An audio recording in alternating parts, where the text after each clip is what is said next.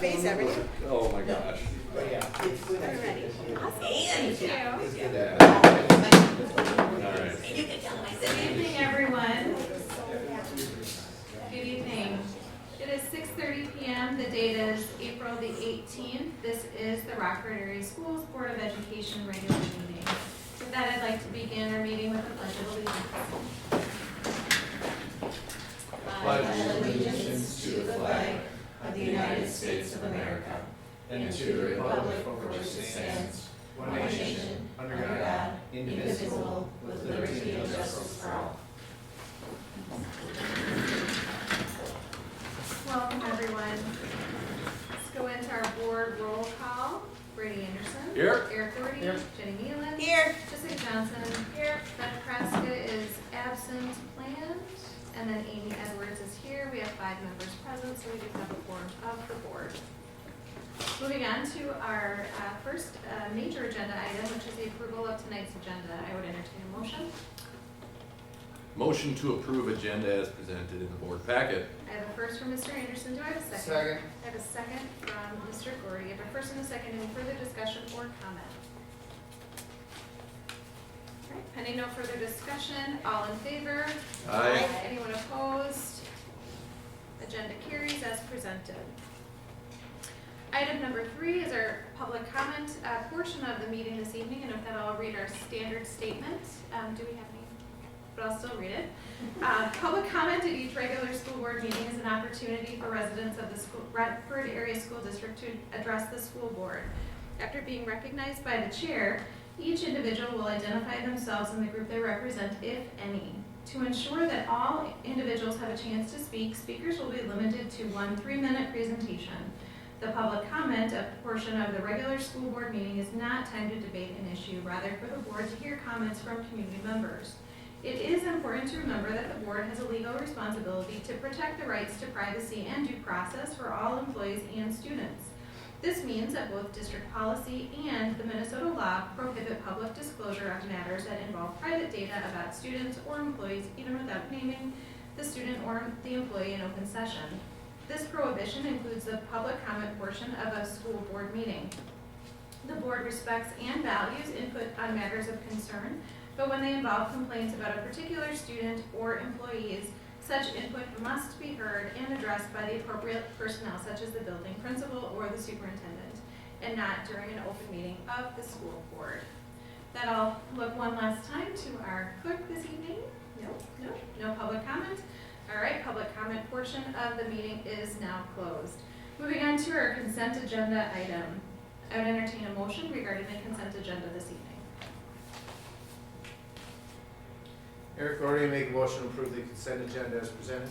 I have a first by Mr. Gordy. Do I have a second? Second. I have a second by Ms. Nealon. I have a first and a second. Any further discussion or comment regarding the consent agenda? Having no further discussion or comment, all in favor? Aye. Aye. Anyone opposed? All right, consent agenda carries unanimously. Moving on to our next agenda item at the fourth of my packet. Item number 5A, which is our Deep Portage field trip. Call upon Mr. Madsen this evening.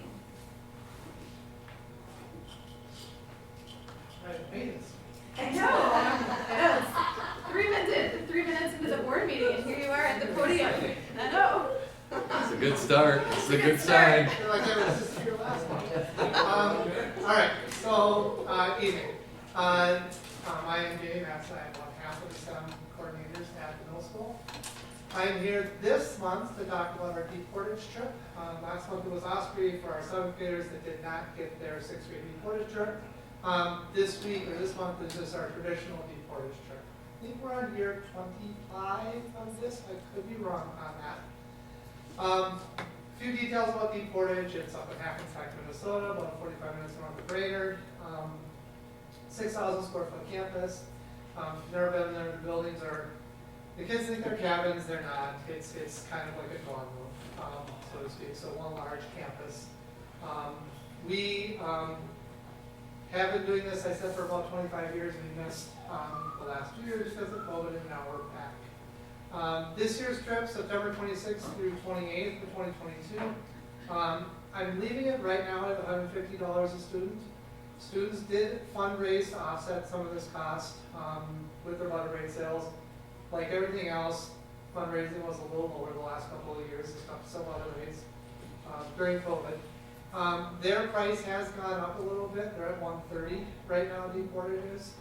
So I have less wiggle room than I used to have, but I have a hard time asking more than $150. So it's just a discussion to have for future references. The price, like everything else, is starting to go up. The transportation is a little higher than it has been in the past also. This go around with this group would be about 130-ish students, 10 staff, 8 chaperones, and 1 school nurse. I put that in bold. I've had conversations with Becca about this. I feel pretty strongly about bringing the school nurse with us. I think it's a super important piece to have, or a nurse representative, that's a better way of saying it. And I put on there, everyone is welcome. We really try to get everybody on this trip. Whether it's a financial need, it's for some of these kids, it's the first time they've been away from home. And there's a lot of work that goes into it beforehand, a lot of work while we're there. So we always tell the kids, it's really only one day you don't see mom and dad. You'll see them the morning you leave, one day you'll be really busy, and you're going to see them again the next day. And if it's ever a financial situation, we do have scholarships to cover part of this. That'll come up on the next slide here. A little bit about Portage. We do 9 classes while we're there. I just put 3 of them on here: canoeing, Charlie to base, which is an orienteering class when kids get lost in the woods. They're never actually lost, by the way, but they're pretty sure they're never getting out of the woods. We do some team building, and they're outside, rain, snow, sunshine, whatever, most of the time. Dorm style rooms, as I brought up, and that does include all their meals. And Portage has been excellent about accommodating to any number of food needs over the years. They're a scratch kitchen. Everything is from scratch. And anytime I've come to them with any sort of dietary concerns, they've been able to accommodate that. They're very good about that. One small change this year, I just put out the chaperone request form last Friday. We already have like 15 people for both trips wanting to go. We did ask for 50% of the cost for chaperones this year to start to offset some of that cost. In the past, we've covered that. That's when I had a little bit more wiggle room. Now I'm at 20-ish bucks a kid. It's going to start to eat into that pretty quick. So we would never make this a reason the chaperone wouldn't be selected, but we did ask for 50% of the cost from the chaperones. We have the Molly Melichek Scholarship Fund. I just talked to Kelly this evening. We have about $1,000 sitting in that right now. That will tap into that for students that need scholarship funds for it.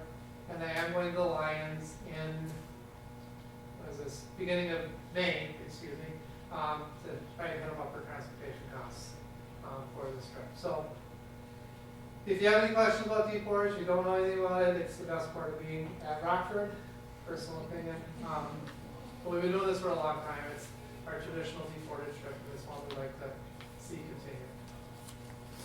That's it. Yes. Thank you. Any questions for Mr. Madsen? Glad you're still here. I am good.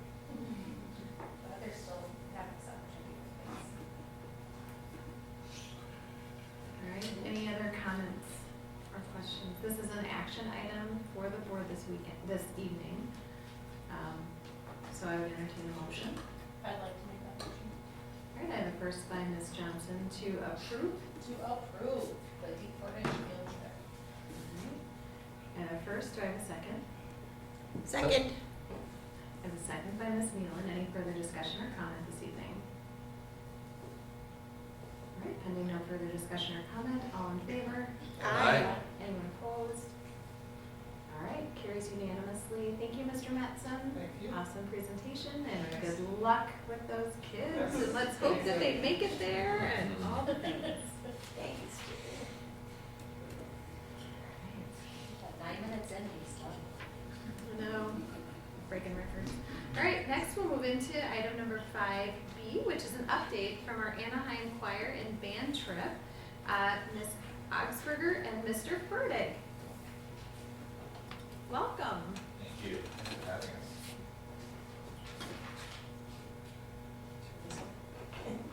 Are we on? Yep. Or not? You're on. Okay, well, we had our band and choir trip this year. We have always gone on odd years since I've been here and since Ms. Augsburger has been here. COVID forced us to back this trip by 1 year, but we were able to make it happen this year. We were happy to do so. Altogether, we had 63 students go from band and choir. We also had 6 chaperones, so it was 6 men that went down there. We left on March 25th, so the last day of school before break began. We came back on the following Tuesday night, on the 29th. So, going through the course of the days, the first day we got there very, very late at night. That was pretty much, we're beat, let's just get to bed, and there was no argument from the students. Because we got there and it was very, very late. The next day was actually more of a tour, so we took some time. We had a bus tour. We went through Hollywood, saw the Hollywood sign. Interesting day too, because that was the same weekend as the Academy Awards, so the Oscars. So that was both really kind of cool and also a little bit restrictive because they had something that's kind of blocked off. But the fact that we were kind of around there during that whole thing was kind of fun. We saw the red carpet, so. That's true, we did see that. But no celebrities. So we got a chance to drive around. We saw Beverly Hills. Much to the delight of some of our selected students, we saw a lot of really awesome cars also. So a few kids that were especially enthusiastic about that. So also on the tour, we stopped at the La Brea Tar Pits, which is what this picture is of. And so we actually got to get out of the bus and look at the tar pits, and they told us a little bit about the history of this area of Los Angeles and how it's actually a desert, and this, and then the swamp with the tar pits and all that kind of stuff. So that was neat to see as well. So the next day was the day that the band had the opportunity to do a workshop, and it's a really special deal what Disney does. They do this both at Disneyland and also at Disney World.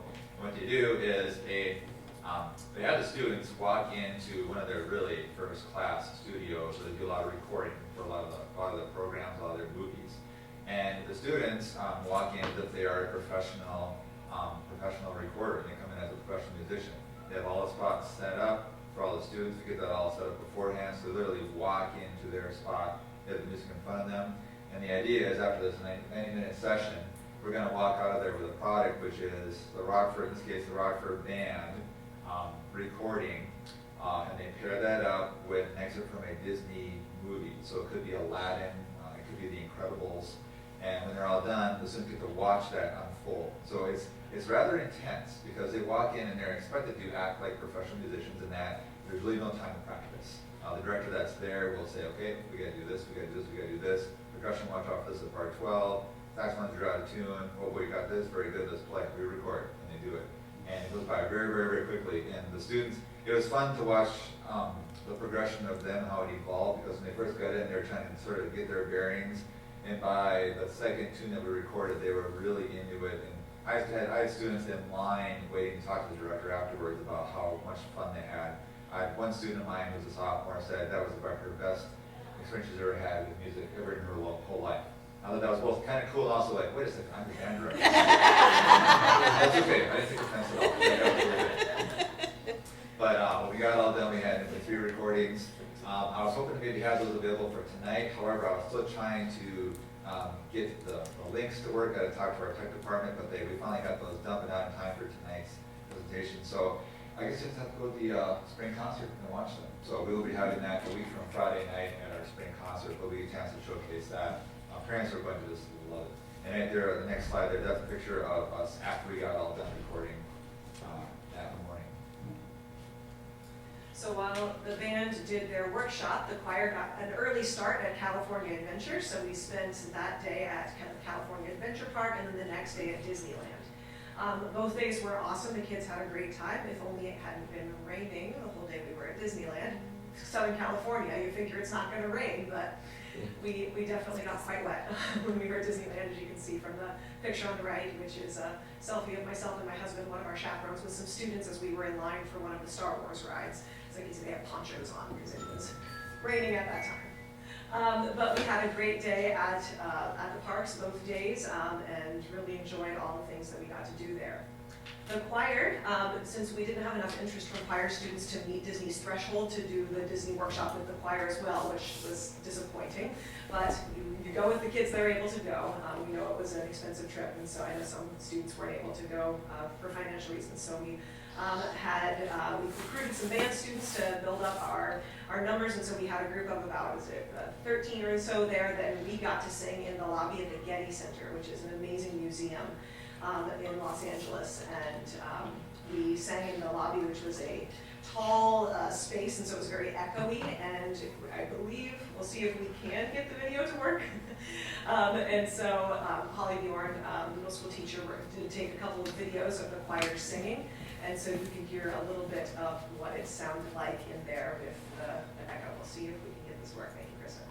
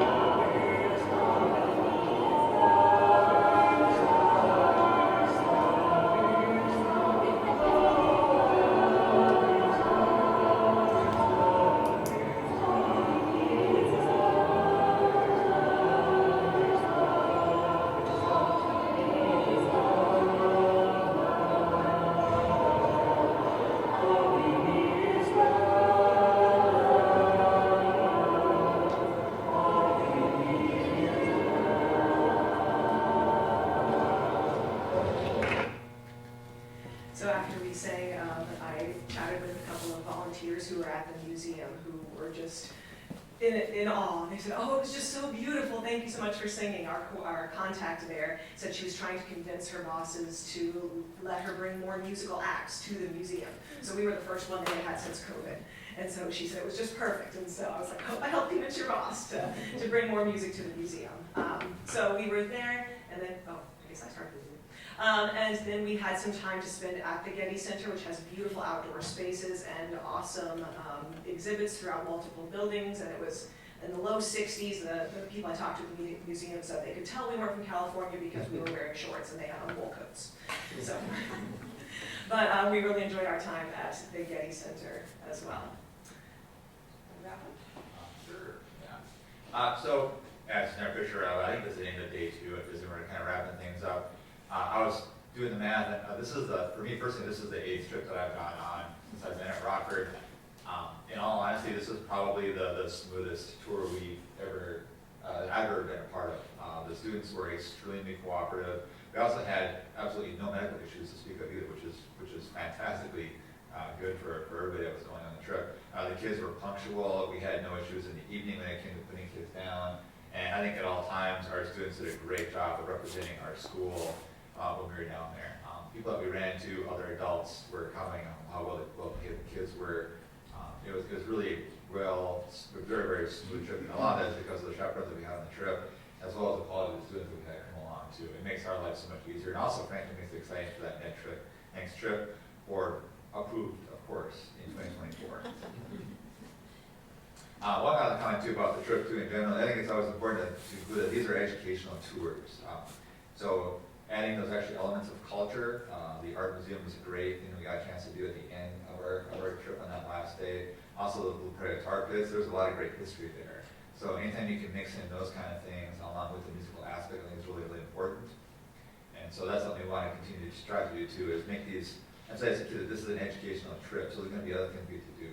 When we went to New York back in 2019, one of the definitely highest impact parts about that trip was going down to Ground Zero and visiting 9/11. I mean, that alone made that trip was worthwhile. It was fantastic. And so no matter where we will be going on those future trips, we want to make sure we continue to include those kind of things as well as the musical aspect of what we do.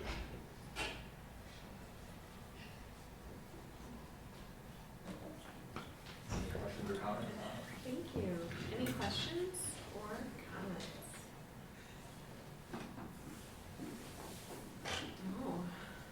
Well, Thank you for your time. yeah, thank you. Yeah, board approved, we'll be looking at 2024 as our hopeful next one, now running the even schedule. Sounds good. Thank Thank you you for very much. the, and just thank you for taking the time to round back with the board about how the trip went and what you did and all of the experiences that the kids were able to have on the trip. I personally just really appreciate that, and it's fun to see the passion in your eyes when you speak about what you saw in the kids' eyes when they were out on the trip and as well. So really cool, and look forward to seeing the movie, video, musical production it's awesome. at the conference. I've been actually I've been cheating a little bit. I showed the middle schoolers out of that a little bit, not the high schoolers, but they got to watch a little bit of that. Nice. Thank you, guys. Well, thank you so much. Appreciate it. Thank you. All right. Next, moving on to item 5C, which is our elementary school principal's report. Call upon Principal Nykus. Good evening. Hello, how are you? Good, thank you.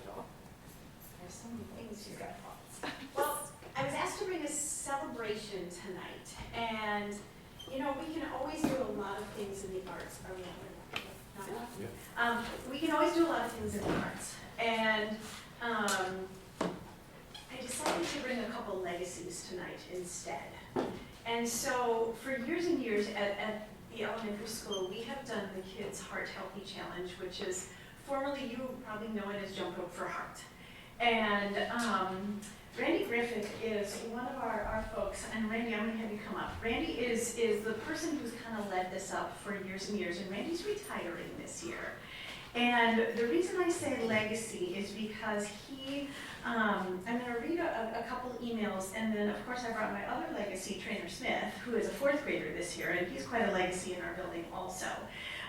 So over the years, we have been, and it's interesting as I listen to Jamie has talked about how the last couple of years have been a struggle for fundraising. These have been our top 2 years in the Heart Healthy Challenge, and we just shake our heads during COVID that this is how our folks in Rockford have stepped up. And so I want to read an email that Randy did send to the entire elementary staff that said, I just want to let you know that our annual Reams Kid Heart Challenge fundraiser event this year raised over $18,100 for the American Heart Association. It was the 2nd highest total ever for our school. Angelique Goulet, a youth market director in our region for the AMA, stated that Reams will once again be one of the top schools in the state. And he said, I want to thank you for your support. As this important event, it truly does resonate well with our Rockford community students and their families. The kids also really seem to love receiving their Heart Hero thank you gifts. And so that's from Randy. And as people learned of Randy retiring, we've got Angelique's boss's boss. So now we're getting pretty high up in the Heart Healthy folks who have reached out to Randy, and I want to read this email to you because it truly states Randy's legacy. It says, Randy, I understand that you're retiring this year. Congratulations. I'm Angelique's boss's boss, and I just wanted to reach out to thank you for being such an amazing volunteer leader for over 25 years. Angelique pulled the lifetime donations for you and came up with $135,000. I brought my legacies. However, we only began good computerized record keeping in 2000, so it's likely higher than that. We fund research projects at between $25,000 and up, so you have funded several. Many of the past fundings have gone on to provide most every breakthrough that we have had in cardiovascular treatment since the AHA inception in 1924. What you and your students have done is to create options for future patients who will go see their doctor to be at the hospital to hear something like, well, 5 years ago we didn't know what to do, but now we can treat you with blank. He said, he goes on to say, my father has had a pacemaker and a defibrillator for 20 years now, so I've seen how quickly it gets personal. Donors from 40 years ago gave him and us these past 20 years with my dad. Your efforts will do the same in the future for people you know and people that you will never meet. Thank you. I'm sure like most great volunteer leaders, you will respond about how the students and community at the Rockford Elementary School are amazing. This is certainly true, I'm sure, but what makes this kind of legacy happen is a great volunteer leader. A great volunteer leader like you. Thank you. I know that the families that you have served and lead would say the same. Congratulations on your retirement, and thank you for the legacy you leave behind.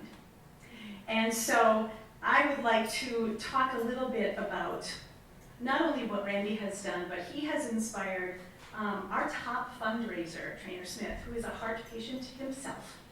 And he has done many things to also support this. And I'm going to turn the microphone over to them, and I'm going to let them talk. If they skip anything or miss anything, I will jump in, but I'm going to give these two folks, my two dynamic duo leaders and legacies in this building, an opportunity to share the time with you. So, Randy and Sherry, come on up. Hi, I'm Randy. I teach flying in elementary school. Can we please give right now a huge round of applause to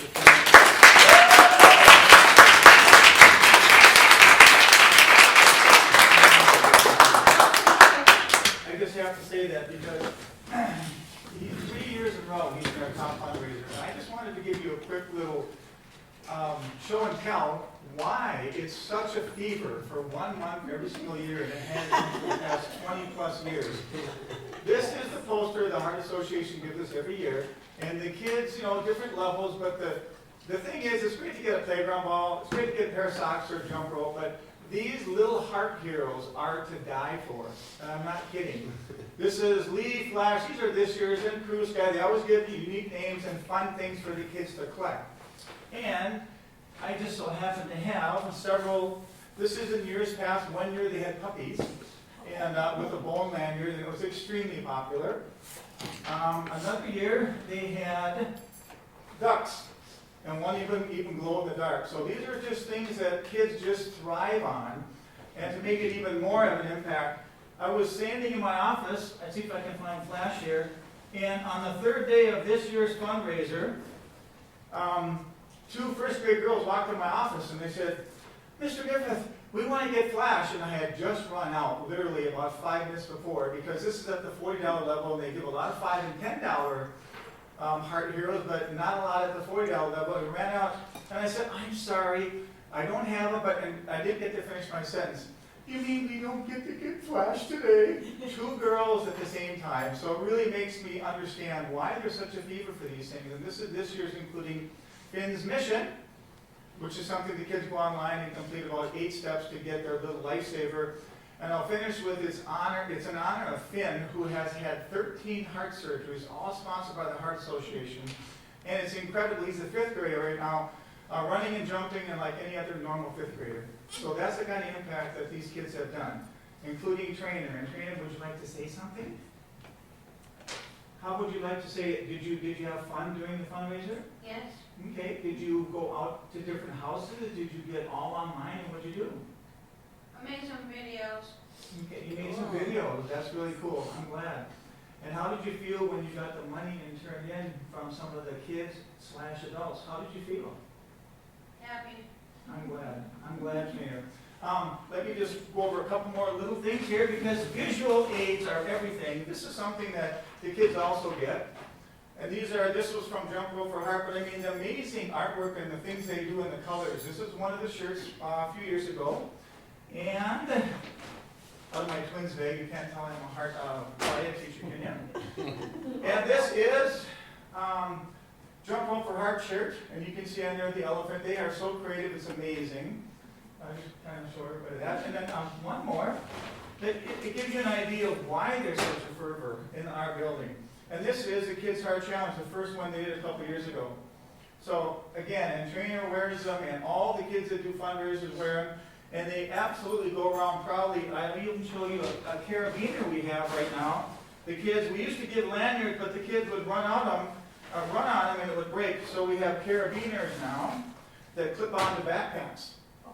And it's really cool. They just proudly, and they run up to show you, and they run up to show their teachers, and it's just something that we're very proud of. And I just want to say that I'm also extremely proud to have the support of the district here to run this fundraiser every year. We have kickoff second week of January, and we finish first week of February. So every single year, we are very proud to have kids like Trainer take part. And 3 years in a row, like I say, he's been our top fundraiser. And we have something to present to him, don't we? We do. Trainer, can you talk about what you have gotten as the top fundraiser that's been super cool in the last 2 years? What did you get to do? PE teacher of the day. You got to be a PE teacher for the day. So he ditched 4th grade and he got to be a PE teacher. That was my secret, my dynamic duo.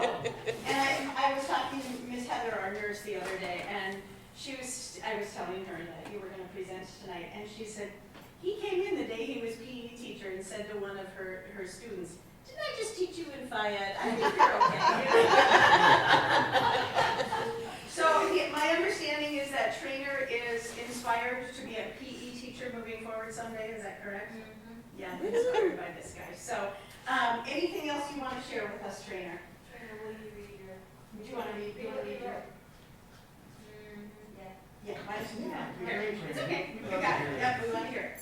My name is Trainer Smith, and I'm a 4th grader at Range. Mr. Griffith has been a very nice and fun PE teacher.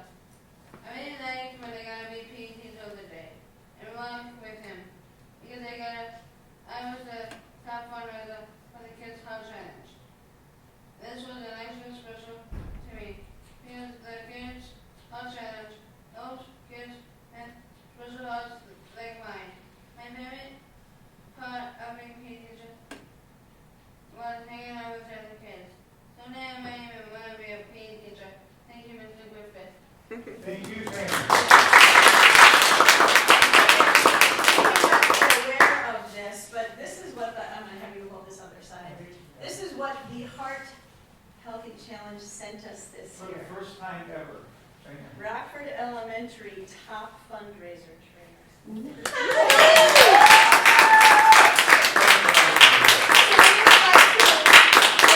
like to put this in the building for the rest of the year and then it goes home to your bedroom. Does that sound like an okay plan? Okay, so I'm going to take this back to school. We're going to hang it probably in the commons so everybody can see it, and then we're going to let you take it home at the end of the year. Congratulations and thank you for being such an amazing fundraiser. Trainer.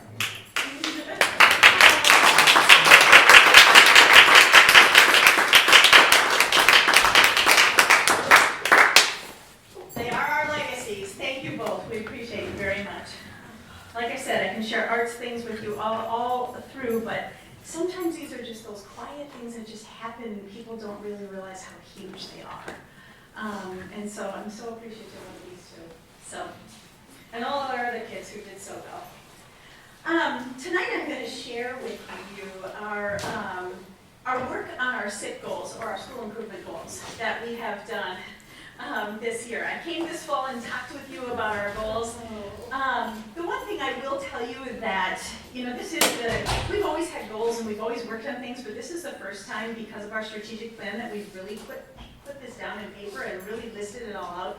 And the one thing that we have learned in our building this year is it ebbs and flows, and they can take turns in different directions, and sometimes COVID affects that, and sometimes just the work that we do with other people affect that. And so I'll kind of let you know where we're at with our goals. Some of them will be continuous as we move forward, hence continuous improvement. And so the first one that we had was that we are improving our educational programs and partnerships, and that's those partnerships with the Ed Foundation, Mobile Hope, Maple Hill, Riverworks, Northwest Suburban Artists in Residence, Purpose Center for Arts Education. We continue our really good work with our artists in residence, and that is something we were able to do through COVID. We were one of the only schools that they came to live, that they were so thrilled to be in our building, and so they're back in our building again this year. We've got longstanding partnerships with some of these folks. One of our action steps is that we wanted to collaborate with our district equity coordinator, which we have done throughout the year, and taken some, Jessica Matheson is our district equity coordinator. She's shared some of those things with us and some resources with us that obviously some folks use heavier than others, and they're there for the taking, so we've appreciated that. And we do have resources and different books and things through the Media Center and also through Northwest Suburban, the Cultural Library. We are still working on that list that we are going to get to folks to really be able to pick through all those things, as well as our Indigenous resources up here at the high school. And so still a work in progress and something we can continue to work on there. So that's our first goal. Our second goal is the Reams staff will be trained in ALICE strategies and implement those learned strategies with our students. COVID got in the way of this one a little bit. All staff were trained in ALICE strategies. Bobby Anderson-Hume and I did that throughout this year, and we worked together to train all 3 staff groups, as well as cooks and custodians, and you name it, they were trained. Our next piece was to communicate our new procedures to families and then train students. Prior to doing that, we really wanted to do our reunification work and work on what would that look like if we ever had, you know, a school shooting or a tragedy where we had to have some sort of reunification site and work. At the time we were going to do that, we were going to put everybody on buses and actually go there. And that was in our January PD time, and COVID was through the roof. So we thought putting everybody on buses is probably not really wise right now. And so that got put on hold just a little bit. The goal is to continue to train our staff and then work with our parents and work with our students. It does need to come in a very prepared, natural facet, or if you do a ready, fire, aim, you're gonna run into problems with parents and with kids. And you know, we always say, we don't want to scare the daylights out of kids. We don't want to scare the daylights out of parents. We want to do it right. Mm-hmm. And so those are our next steps. Obviously, is to work with staff, and hopefully we can get folks trained as soon as possible. And I'm going to say this round, maybe in the fall, yeah, and get that done. And then, like I said, really work with our families on that piece. So a little bit of a hiatus on that, but everybody did get trained, and we do have staff as we go into a hard lockdown now, talking to kids about, and this is new for the elementary level, talking to kids about you know, barricading and what would that look like. And we don't actually move things, but what would we do? What would we do? We just start talking about, you know, those kind of things and having those conversations in a really age appropriate manner. So that's our goal. More to come on that. Our goal number 3 is improving supports for students and their learning. And this is the one I think that really ebbed and flowed throughout the year. The goal really was to say, how are we going to work together, especially with our EL and our SPED folks, to do more communication with teachers and do better for our students. We've worked really closely with Amanda Teagles through the Regional Centers for Excellence for the last couple of years, and really pushed hard this year to work on that those EL strategies. And the one thing that I've said to her throughout, she's working closely behind the scenes with our EL teachers. She and I meet, she and I and Kevin Keller have met, and Ben Bonnet, and we're just really working hard to say, how do we do more for our students who receive EL services, and try and get them what they need. And so we've talked a lot about, we have our schedule, we have our master schedule, we also have our win time schedule. That's the what I need time where kids are going to those services. Is that necessarily cut and dry, or does that need to look a little different with push in, pull out services and per student?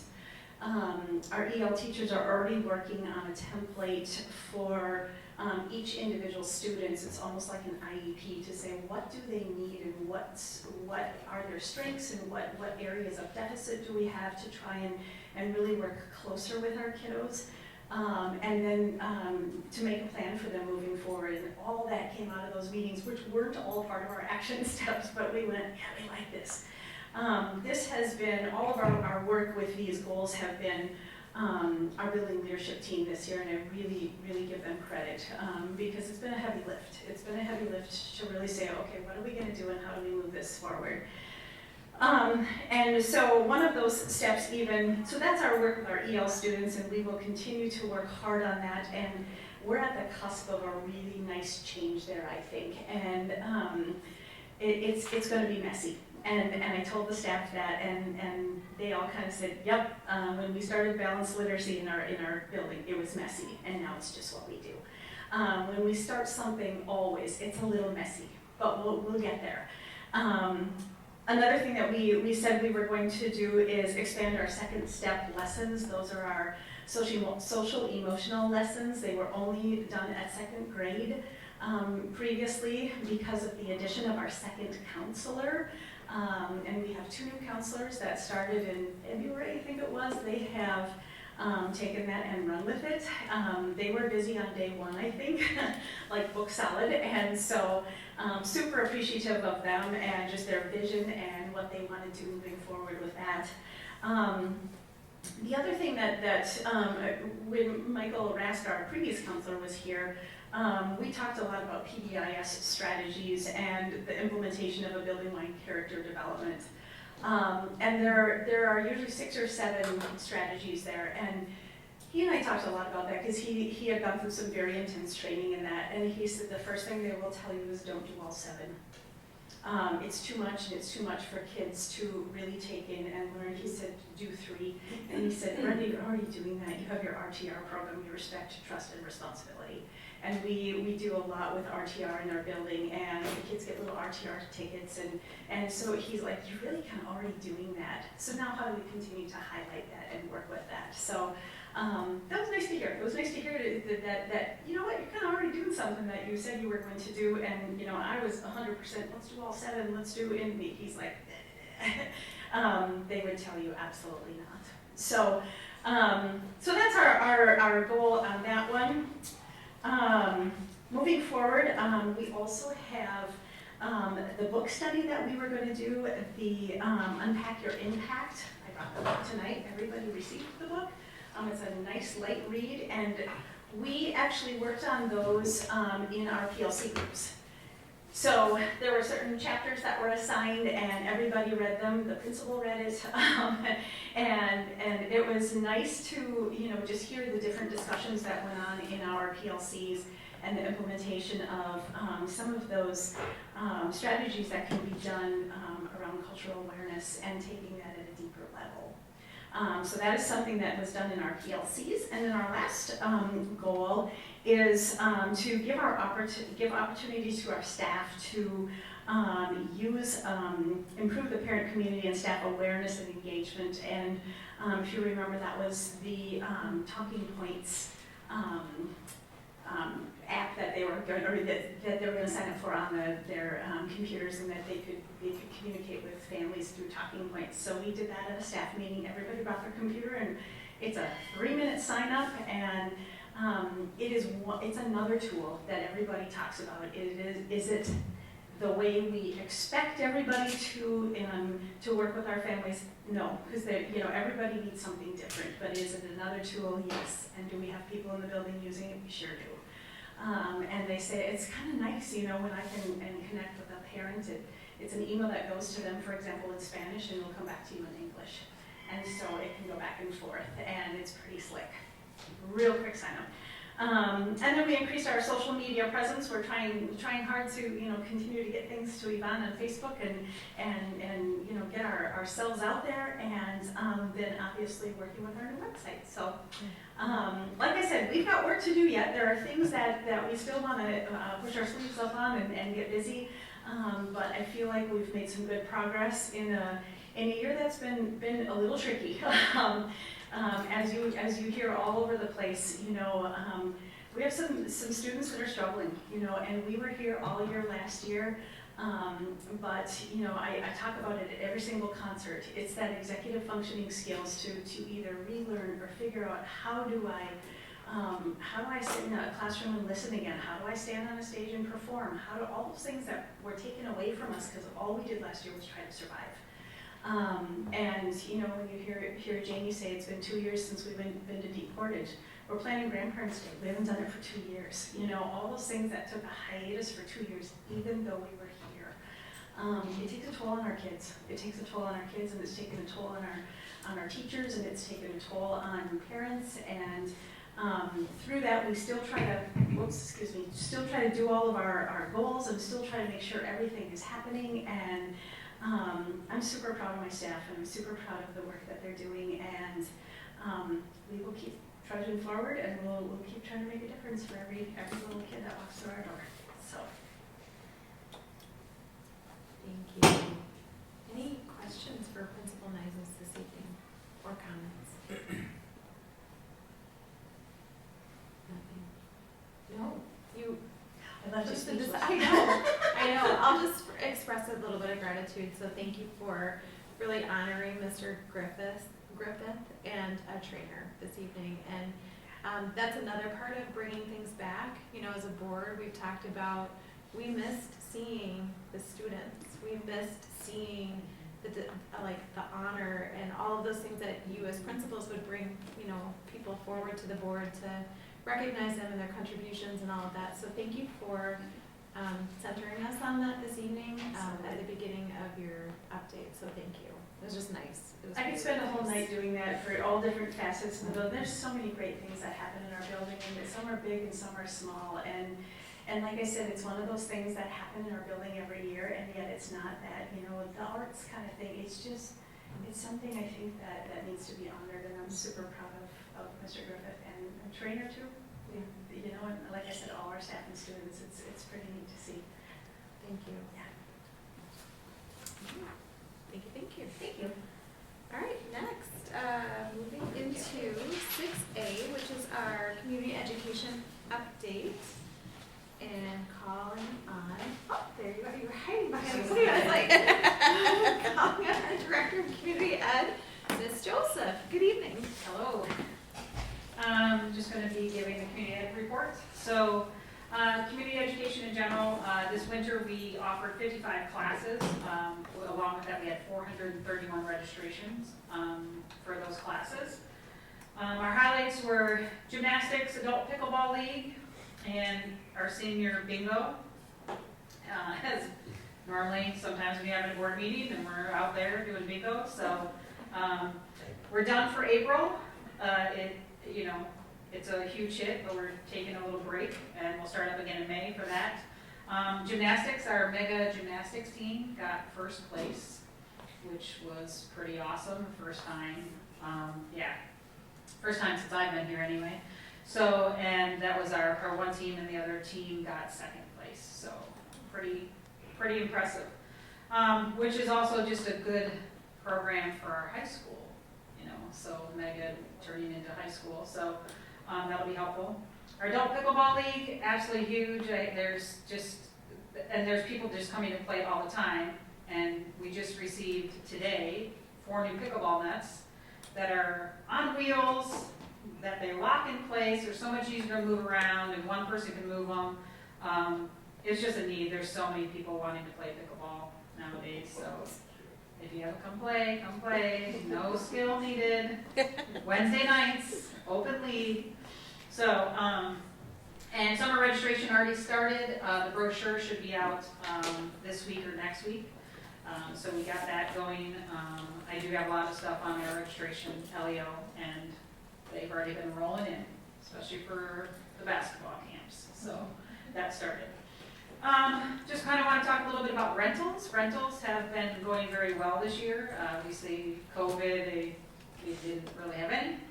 And then last year, we started back a little bit. This year's been very busy.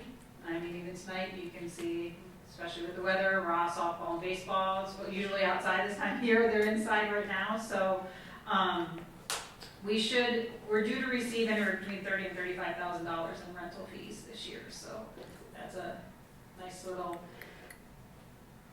good chunk of change, but also affordable, especially for raw and things like that, so it's not like, just we wanna make it affordable for our community members, but also be able to be able to buy stuff like pickleball nets and other things like that, so. And then the Community Expo, so this is my 8th year running it. By far, I feel like it was the best one that I've done. We had over 1,000 visitors, 60 vendors, we had a $300,000 boat that Rhonda swears she's gonna buy. So she's like, well, I found my new boat. So I had no idea. I knew he was bringing a really nice boat, but I had no idea he was gonna be bringing a $300,000 boat into the field house. What was very nice is I collaborated a lot more with the chamber this year, because I'm on the chamber board. All the other years it was just basically kind of on my back. They helped out a lot. Here setting up, that Friday I was here for 13 and a half hours, but once the chamber board members were off of work, they were here helping me out all night, so that was really great. So that collaboration has just gotten better, and so hoping next year to rearrange a few things so the big $300,000 boat isn't blocking Davis Motorsports, but we'll get that figured out. We're planning on having a theme every year. The boats do want to come back. Next year we were thinking though about having Taste of the Town. So inviting local restaurants to come and basically, so that way you can try some of their food. So Delano, Greenfield, even Plymouth, Buffalo, if there's any restaurants from there. So next year's theme is going to be Taste of the Town, and we're going to try to bring in some restaurants to do some food tasting. So that's it. Any questions or comments? Well, from experience, the Expo was great and very well organized. Thank you. It was really good. Thank you. Felt good. Oh, and if you haven't checked it out, I did forget to mention the new floor.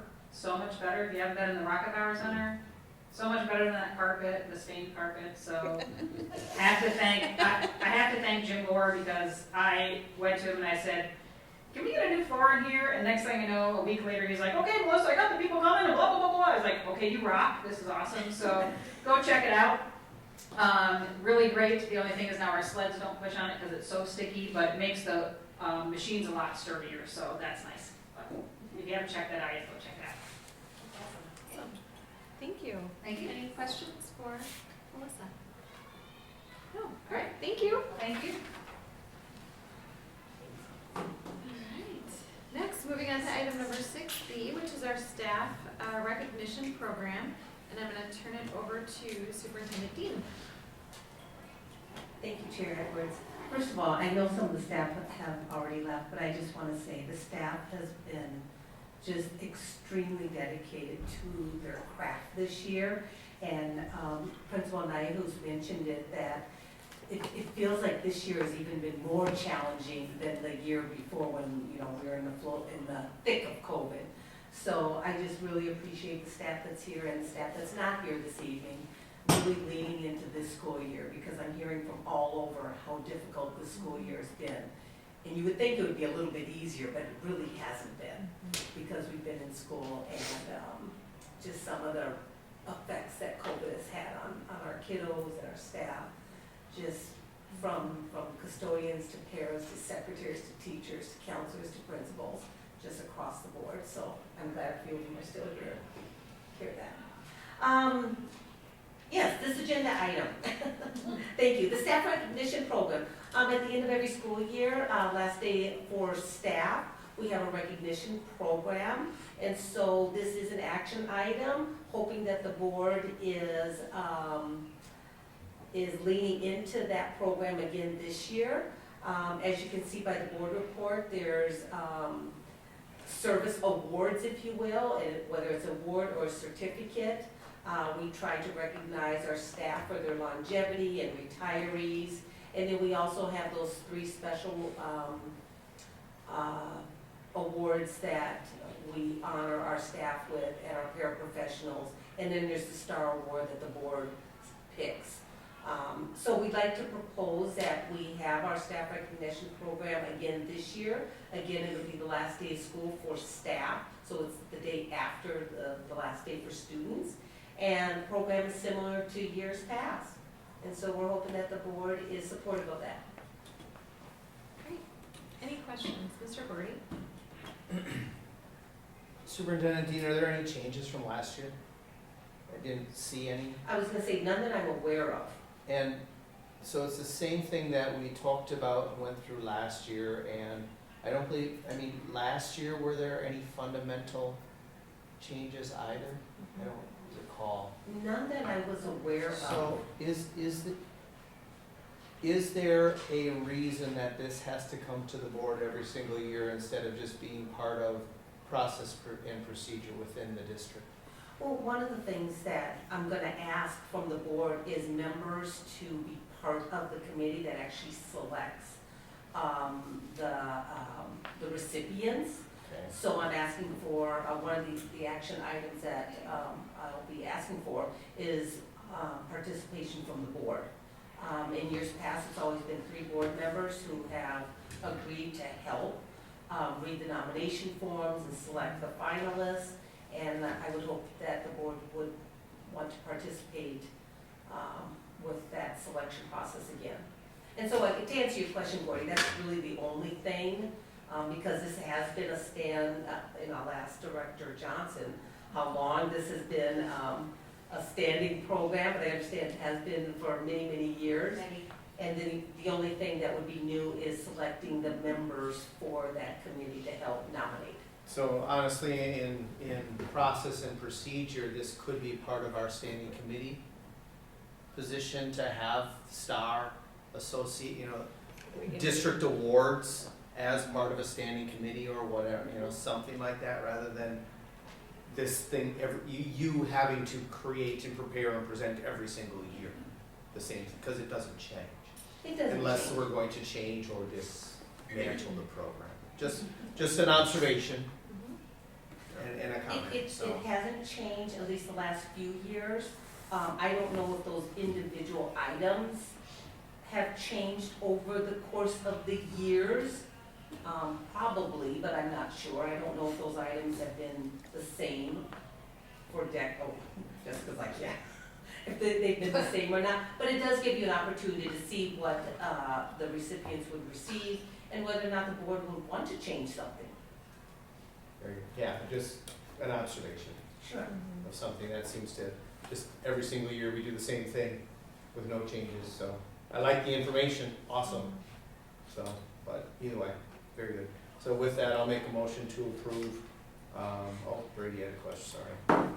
Do you want Suspend the motion. volunteers now, or when do you want to assemble your committee? Well, I'd like to know from the board now who's interested in being on that nomination committee. You did it. And- I did it last. I'm fine doing it again. We can keep the same crew. I mean, it was a pretty amazing performance. Because I didn't have to do any of the talking. I was like the man of life handing them out. So as long as I can do that again, I'm in. It's truly up to the board. If we want to continue on with last year's committee, that's fine. Just keep it simple. Yeah. So Jenny raised her hand, Brady and Jessica? Okay. Yep. Works for me. Mr. Gordy? Okay, right. so the committee would be Director Nealon, Director Anderson, and Director Johnson. Yep. Okay, that'd be perfect. So then wrap that into your motion. All right, so then I'll unsuspend my motion and ask for a motion so I am presenting a motion to approve the staff recognition program as presented with the addition of the 3 board members of committee for recognition. And the committee members are Nealon, Anderson, and Johnson. Yes. Thank you. Nice Second. job, Dory. We have a first. Oh, okay. Second by Jenny. Second by Ms. Nealon. All right, I have a first and a second. Any further discussion or comment? All right, and Mr. Gordy, just to your point, during the comment portion, that is something we could certainly look into to see if there's a reason why we need to continue to look at the recognition. I feel like in years past, there might have been just some things that needed to be looked at on a regular basis, but maybe we're beyond that. I'm not It's quite something sure. with the gift cards and then having, Exactly, the monetary stuff. just yeah, to- and then having the Ed Foundation, Yep. I mean, it's just a nice that was cross the check. past. Yep. So, anywho, all right, with that, that was just the discussion. We've got an open motion on the floor. Any further discussion or comment? Right, at this point, I'll call for a vote. All in favor? Aye. Anyone opposed? All right, the motion carries unanimously as presented with the 3 committee members as well. Thank you.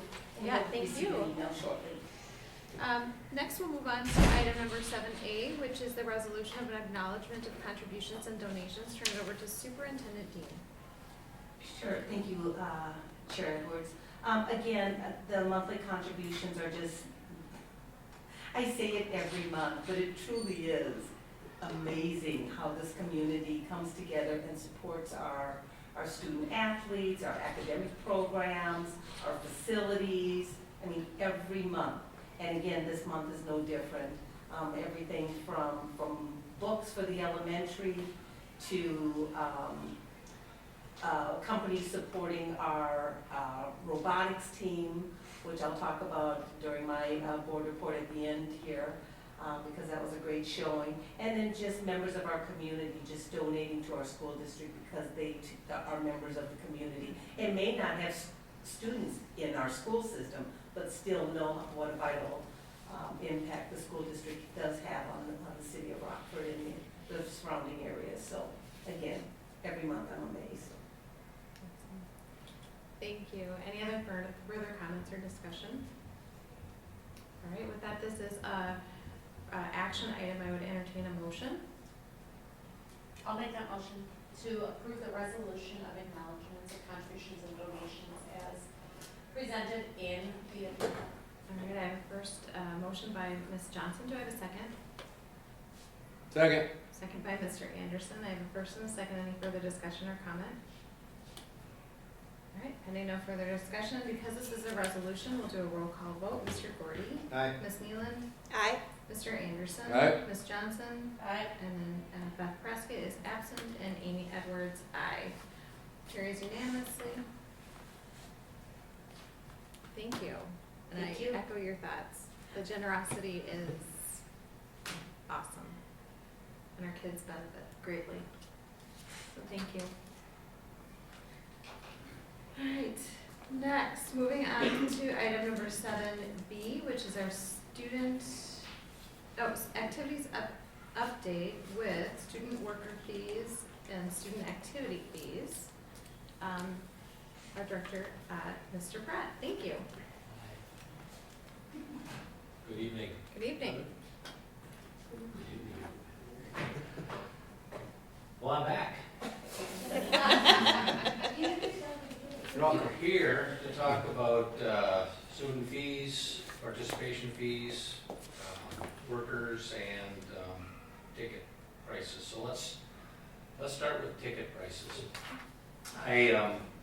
There's about 8,000 different ticket companies out there, and once you reach out to one company, there must be an algorithm in the search, because the number of emails you receive, it's like they were listening in on your call. I called about 4 or 5 and got tired of it. And honestly, what ends up happening is they're all about the same cost. One will have no monthly fee, but it'll be $1 a ticket.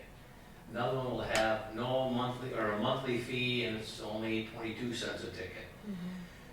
We've talked about it. We really like what we have with Ticket Spice. We understand the platform. They're very good with us. They're very good to us, and the accounting is really quite nice. So we're going to stay with Ticket Spice. And I think the problem we had, or I had last month, was just coming up with letting you know what I think we should do.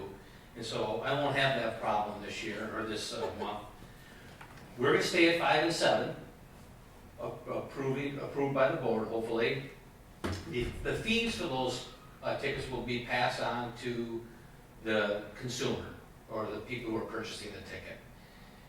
That will not be hidden, that will be upfront. And we have that happen this year quite often in the playoffs. The fees are right there. The playoff tickets are 8 and 6, I believe, or 8 and 7 sometimes. And the fees are paid for by the person buying the ticket. We're going to push very hard. I talked to Newland Spicer, who did this year. They refused to take any cash at the door. And I asked him, how'd that go? He said, it went okay. It got better because people realized that we're not taking cash. So what we're going to do is we're going to push people to really go to the online ticket sales. We also have a square that we can use at the door if someone really can't use their phone but has a credit card. We're trying to stay away from cash.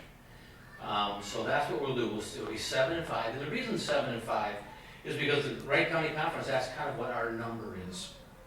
I'm going to be honest with you, it's not a hard number. There are some schools that are 6 and 4, but if those schools are 6 and 4, they do not charge the fees when they go to online ticketing. Some schools in the Wright County have gone back to just cash. Some schools, more schools have tried to stay with the online ticketing. So our charge this year is going to be to really push the online ticketing, and we will have a component, not for cash, but for credit card at the door. If we have an individual or individuals who keep coming, we're going to work with them to get a season pass. So that only makes sense. So that's what we're going to do. That's what we'd like to do. That's what I propose. We moving forward, be 7 and 5. It stays in line with the Wright County Conference, and then those fees would be again passed on, but it's not hidden. There are some of these companies that hide those fees. Oh, you don't want to know? No, I do want to know. I want them to know what their cost is, as opposed to getting to the end and saying this doesn't make sense. So with Ticket Spice, the fees for a $5 ticket, it's about 50 cents, because if it's under $5, they don't charge you a lot more. For the $8 or $7 ticket, it's like $1.20. So, that's a quick math for that. So that's kind of where this year, where we as a district paid the fees, it kind of balanced out a little bit through the years, because we were 6 and 4 prior. So if that makes a little bit of sense, we just kind of balanced out. So for as far as ticket prices, my proposal would be for 7 and 5, with a heavy emphasis on online tickets only at the door.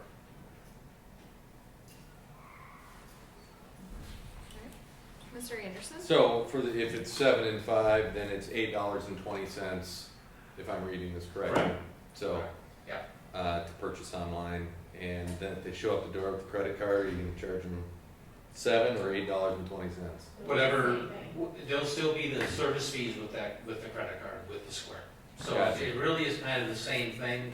So it's not really, I'll just buy it for cash and set it at the door. That's where the problem came in this year. You're not incentivizing them to buy it online. And for us as a district, it's really, I think it's a good thing that we're not handling cash. I'm not having to count it. Sarah doesn't count it. We don't have to get it to the bank. It's less hands, and it's just a lot cleaner. Any other questions on this particular topic? All right, on to your next. I'm sorry, next? Yeah, Oh, next, oh. yep. Participation fees. Participation fees haven't been raised in about four or 5 years. I think it's 4 years. The proposals will go up $15 from students 9 through 12 would go from 165 to 180. The family max would adjust accordingly, percentage-wise, the same as it is now. So that's to 900. Grades 9 through 12 co-curricular fees would go to 120 from 105. And you can see the different amounts that we've moved up. And it's like everywhere else. Everything's so much more expensive. I talked last month about, basketball that used to be $65 is now $85 to $90. A true story. Our basketball coaches ordered their basketballs in August. We got them 2 weeks ago. Oh, yikes. I mean, that's the way it is. We have teams that I'm telling, if you want uniforms next year, get them ordered now, And so you can have them, because it's really, I earned softballs and they're still not in. And we have about 2 more weeks of balls that we have for games, and I don't know, I gotta travel to Iowa to get them. I don't know what we're gonna do, so, all costs are going up, and I know it's hard on the families, but, you know, I don't know what else we can do, because we have, what I think is a really fair and nice, package that went to the coaches, but we gotta help offset that a little bit, so. That's my recommendation for that. Along with that is the season passes. They are going up a little bit as well. And we still did the math so that a family pass, an annual family pass, is only better to do if you have 3 kids. If you have 2, it's better to have 2 adults and 2 kids. And so when we sell those, we tell them that. Some people choose to do the family pass just to do it. And along with the family pass, we've been working with Ticket Spice to kind of come up with a way that we can scan those tickets every time. I'd like to know who's coming in. And the way it's set up right now, we don't have that ability, but they're working on it. I mean, people show it, but it's not scannable. So we're working with them. And one thing they've done for us is they charge it as a one-time ticket, so it's only $1 for the ticket, and then the credit card fee on top of that. So it's really pretty nice, not counting it as how many tickets they went. You know, it's not a 15 or 20 pass ticket and charge you $1 for every one. It's just $1. So they have been good to us. So that's another reason why we're saving them. So as far as participation fees, you know, the recommendation is before you. And I as much as I hate to do it, I think we have to. I think we have to go up, and I think we have to try to cover some of our costs. Right, any questions on the participation fees? Mr. Brown? I Oh, have yeah, Ms. Taylor. I believe you said last month that there'll still be, if the kids want to play, they can play. If they are not able to afford the cost, especially with the costs rising, we'll still be able to get them to play, right? Yes. Have that, okay, Yeah, we're not gonna. Yeah. Yeah. just wanted to Kids, double check no, on that. We'll find a way. We have our angel fund. We Yeah. have people that like to help out, you know, anonymously, and so absolutely. Yeah. Any other questions on the fees? All right, next topic. And the final one is a payment for workers. These payments that, the original payments haven't changed since 2013. Just to move them up a little bit. Not much. I know last week we talked about track, you know, maybe being the same as football. And, you know, I had moved track up a little bit already. And so I think the 50 is probably pretty good for right now. And what we're seeing too in track, we have a lot of people doing split shifts. They're doing part of the meet and someone else stepping in for part of the meet, which I totally get. There's some things that we took out that were in, you know, like a ticket manager. We don't need that anymore. But as far as the workers go, you know, we have a great group of people who do step up to work, and it's really nice to be able to pay them kind of what they're worth for that time. And I would propose that we move up to these numbers and hopefully retain some of them as they go off and do other things. So.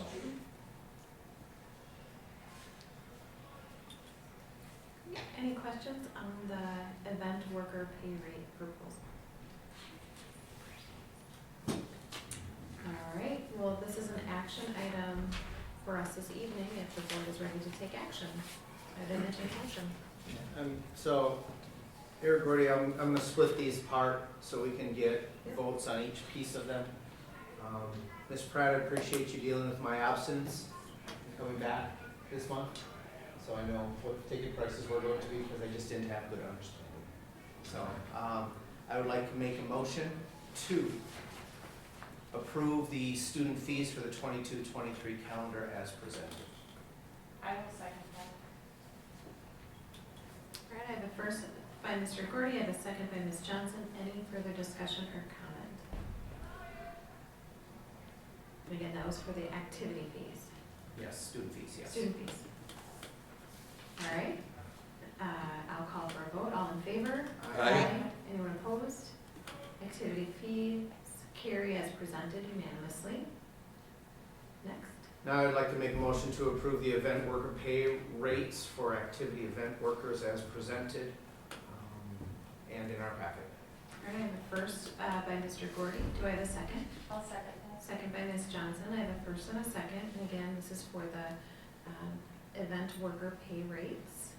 Any comments? All right, pending no further comments or discussion, I'll call for a vote. All in favor? Aye. Anyone opposed? Carries unanimously. And then the last one is, that's still out there, is around admission fees. Correct? That was part of That the. was- Oh, that was sorry. the event worker. Okay, oh. That was The student admission fee was fees. part of the student fees. Oh, got it, sorry, very good. One page, two page. That's what I Thank you. went with. Got it, thank you. I was thinking the tickets were separate, No. as you discussed them separately. Very good. All right, so we're covered. Thank you. Yep, thank you.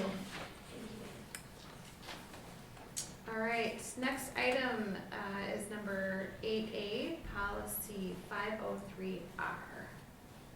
Superintendent. Yes, Chair Edwards. What you have before you is policy revision 503R. This is just a first read for this policy. Your report page or your summary page has a summary of the significant changes in this particular policy. But again, it's a first read at this point, and so we would be bringing it back next month. And because it's an R policy, it is a Rockford policy, unlike some of the MSBA recommended policies. Any questions for Superintendent Dean?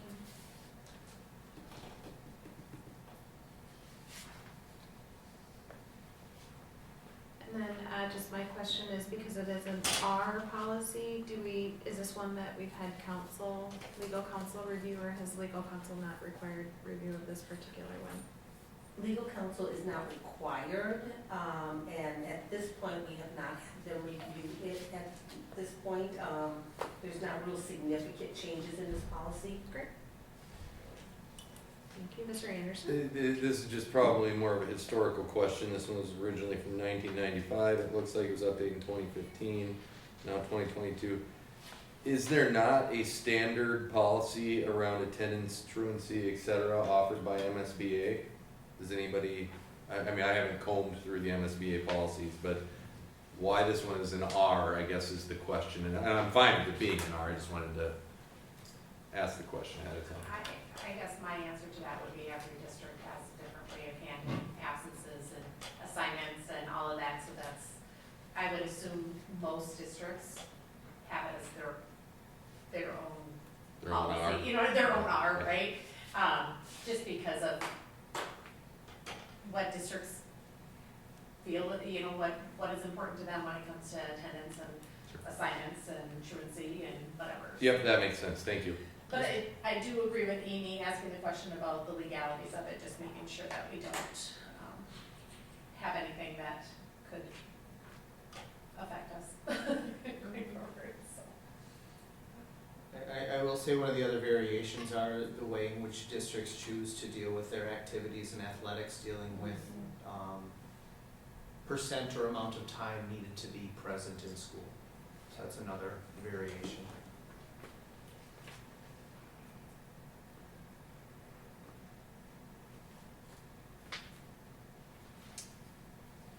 Both of those responses are true. Answer my questions. Thank you. All right, any other questions? This is the first read.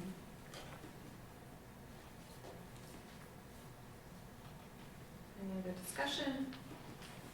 Seeing none, we move on to our next agenda item. If people do have feedback or thoughts as you review this, of course, present it to Superintendent Dean, so that it can be reflected in next month's review.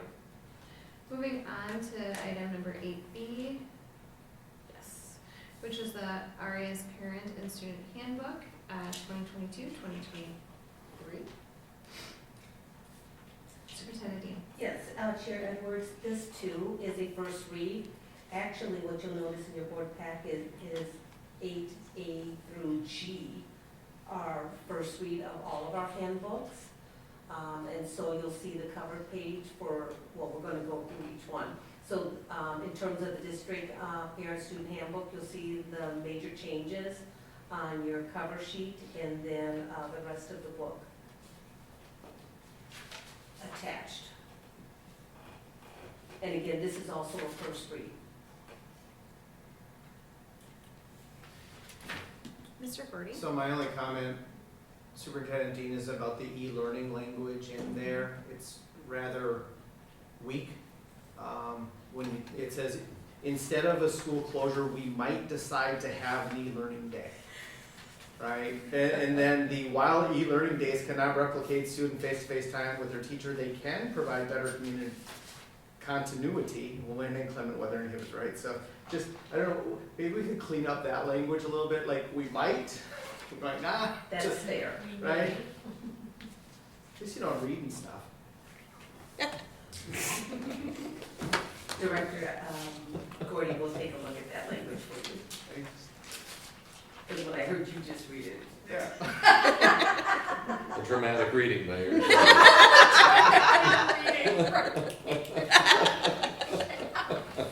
Well, and I'll be honest with you, I think the ambiguity is the fact that we don't want to say every time.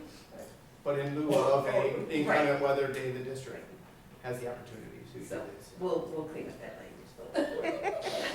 We'll look forward to next month's reading. I want to hear it. Take your servers well, please. All right, any other comments on the district handbook?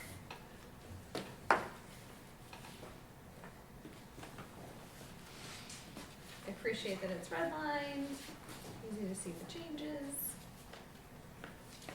All right, having no further comments on that one, same thing. If you have things that you notice as you read through it, please provide that feedback to Superintendent Dean. Moving on to item 8C, which is the Reams handbook. Yes, Reams handbook is attached. No major changes with the staff handbook besides little big changes at this point. Sounds good. Any comments or questions? Nope. Moving on then. Item 8D, which is the middle school handbook. In terms of 8D, the middle school handbook, similar to the Reams handbook, it's a first read. Trying to get to that page. Middle school handbook, whoops, I missed one. Sorry, I should have tabbed my handbooks here. There are some changes in the middle school handbook, but they are notated on your personal sheet. Sorry, I should have tabbed these. Yes, there are some minor changes in the middle school handbook. They are in red, and so again, not significant changes at this point, but it is up for first read.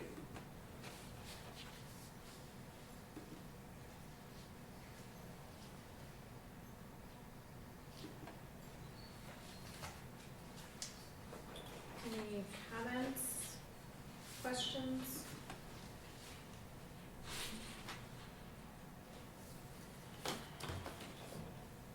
Mr. Gordy. Sorry. So, Ms. Dean, reading through a lot of it, there's a lot of commentary on discipline and practices in here. Has there been any conversation about a district-wide discipline policy and handbook as well? Are you referring specifically to Reams or just in general? In general, across the district, so there's continuity and consistency on application of discipline practices and not left open to interpretation or opportunity in every single district building's staff handbook. We have not had that conversation specific to your point about aligning that. I think one of the reasons is the difference in age level. I mean, an action at an elementary school with a student who, Principal Knight, who spoke a little bit ago about, the brain development and just not having those executive functions fully developed. And so a student who behaves badly at an elementary level, it might be something that you might expect given their brain development, but at a middle school or high school level, you would expect students to have a little bit better sense of what is appropriate in different settings. And so, no, we have not talked about a universal or K-12 discipline policy at this point. That is something that the team can explore and maybe align a few of our responses a little bit better. But really the difference really is due to grade level.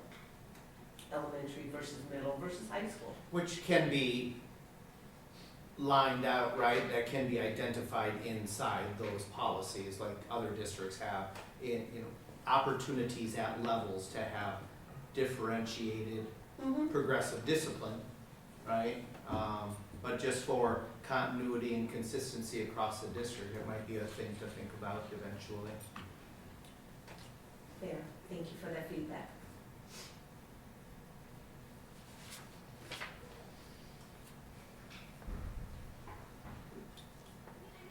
Any other questions or comments? Appreciate your comments, Mr. Gordy. The one thing that I just kind of looking at the red line for the just updates to general discipline in the middle school, it is kind of, just from outside perspective, it is nice to see just information about restorative practices, and that, sometimes the behavior is maybe disruptive to the student but not to the class, so keep the kid in the class. It's just nice to see some of those principles. So like if I was a parent, that might help me kind of understand how the flow would go in a classroom for my kid. So it's nice to have a little bit of extra language around that, I think. Again, thank you for that feedback. Something that we can look at. So I just want to build on a quick comment, and this would apply to all of the policies as we take the month to read them. Looking forward, one of the policies that we're about to look